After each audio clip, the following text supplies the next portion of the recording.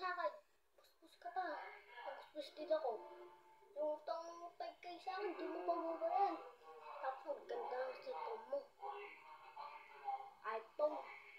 Anong iPhone yan? iPhone Pro Max, 13 Pro Max. Ano naman? Dapat yung una mo na pinag-uunahan, yung utang. No, sinisingil ka ngayon. Saan yung 5K? 5K. Di yan 500 yun eh. Kasi utang ko sa akin 500K na kasi binigyan mo pa mahal ng 500 sa akin eh. Ito tayo eh. Yung mga kaibigan niya, no? Huwag niyo papangutangin itong gago na to. Ano? Ano to ah?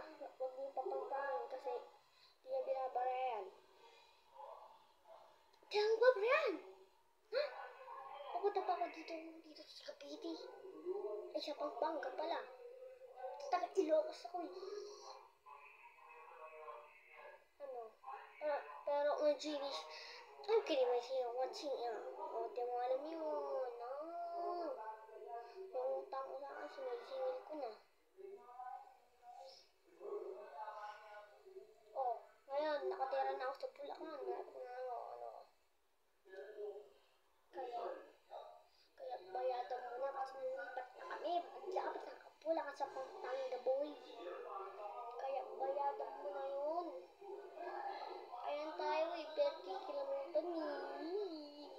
So, bigyan pa kita isang bukos na 5. Ito tandaan mo.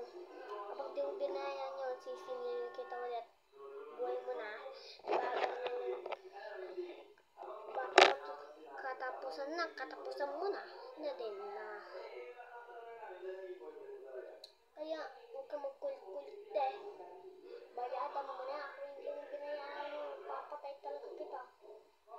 Kaya, ikaw, bayadan mo na. Kung ayaw mo masakit. Gusto mo, kailangan na maging mauga. Dapat magbayad ka na. Huwag ka sisingilin kita.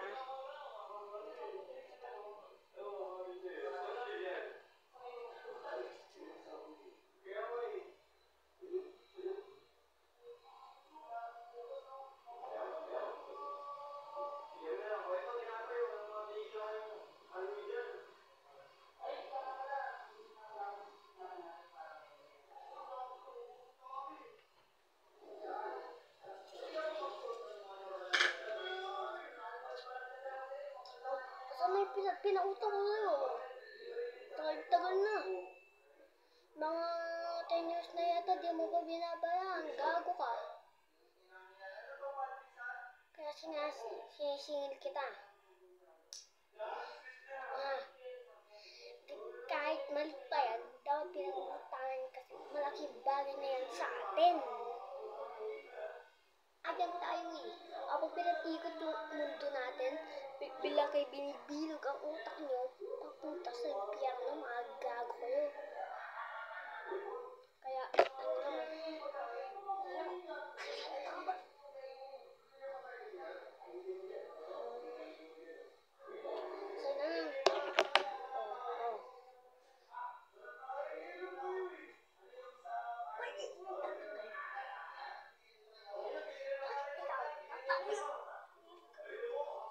tumimik ka dyan ha, di ka pinag-uusapan. Sisipain ko yung kaibigan mo mataba doon. Kung di mo kayo tahimik,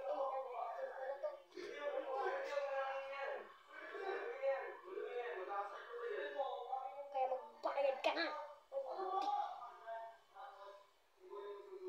Papalaisin kita kahit di sa akin to. Ay na to. Alis ka. Alis ka.